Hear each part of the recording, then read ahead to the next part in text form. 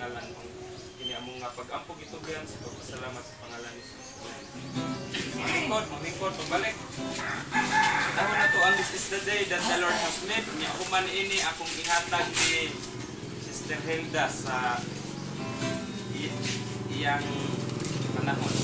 This is the day, sing. This is the day, this is the day that the Lord has made, that the Lord has made. We will rejoice, and be glad in it.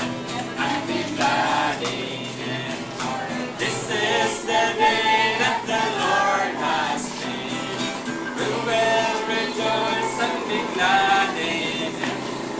This is the day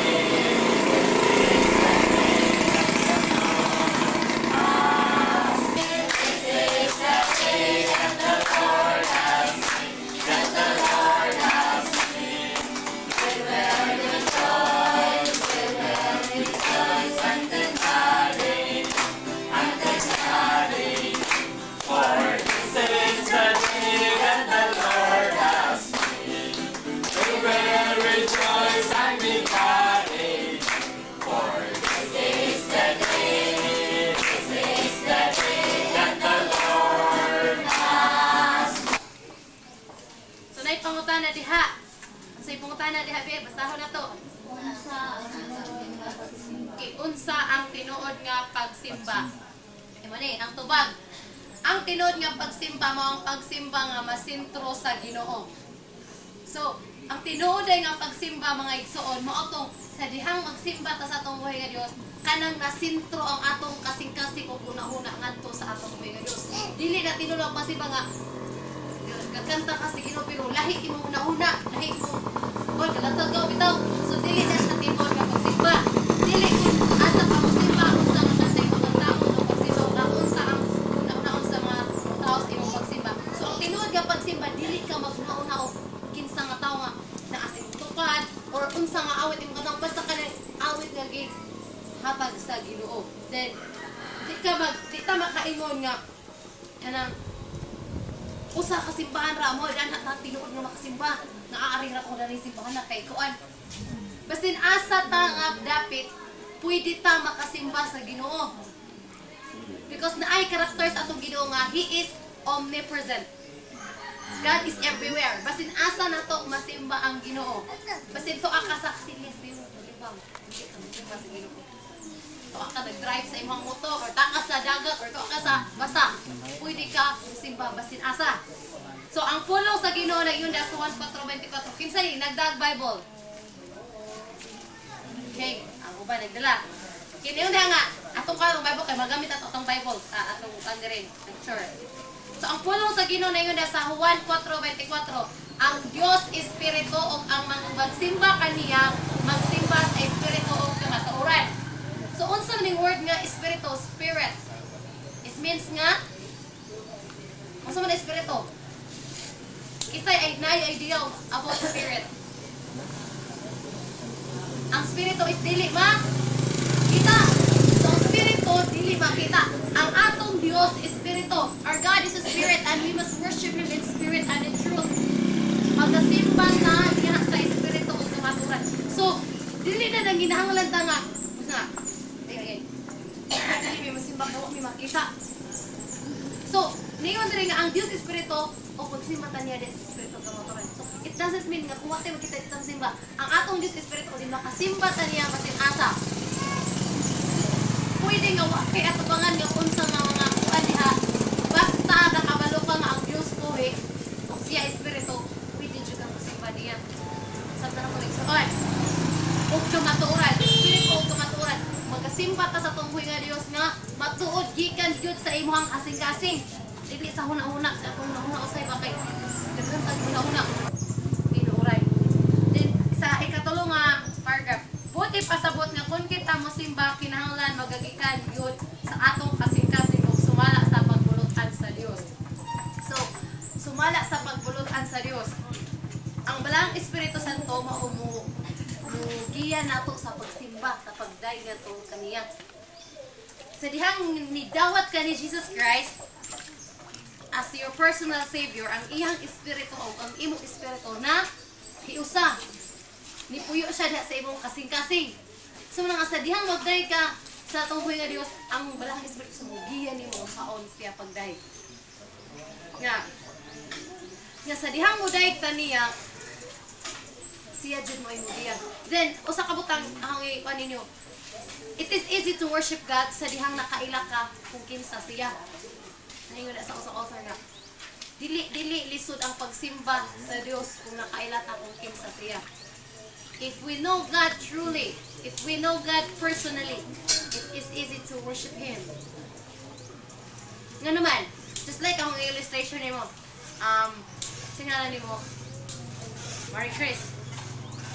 Kung nakabalo ko personally ni Marie Chris, kabalo ko si Marie Chris guwapa, si Marie Chris buutan, si Marie Chris kanang masinabtanon.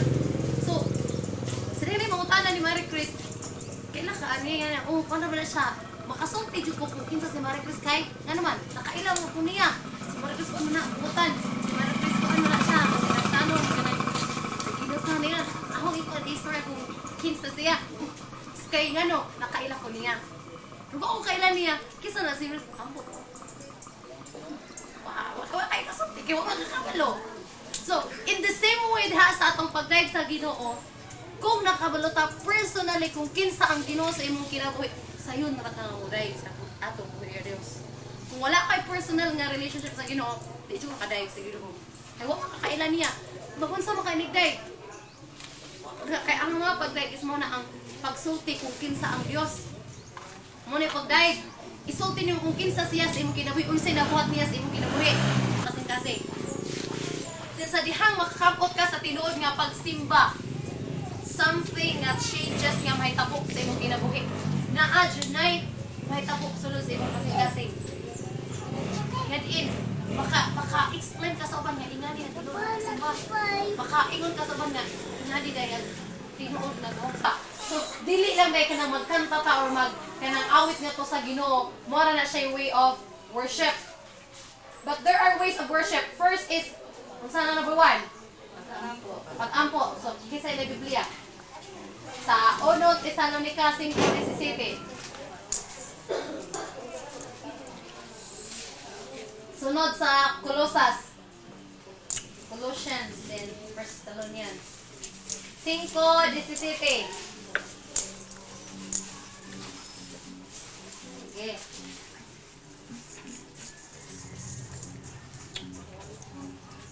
Okay, mag-ampo sa tanang panahon. Mo ingon sa 1 Tesalonica 5:17. So one way of worship o sa kanang paagi sa pagsimba is ang pag-ampo.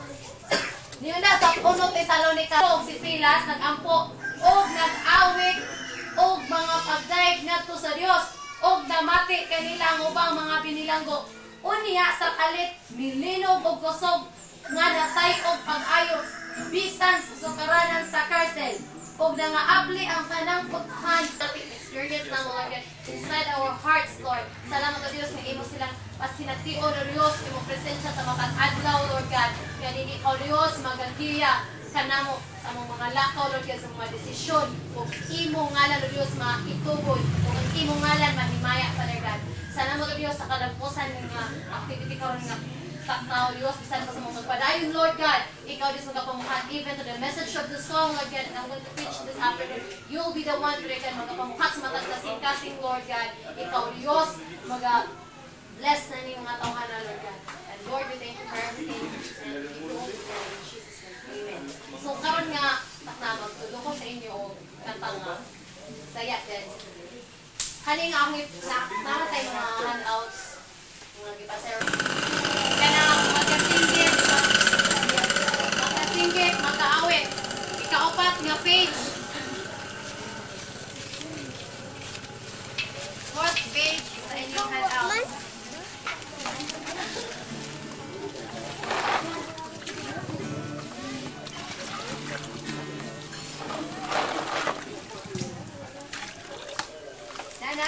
Nana, tanan?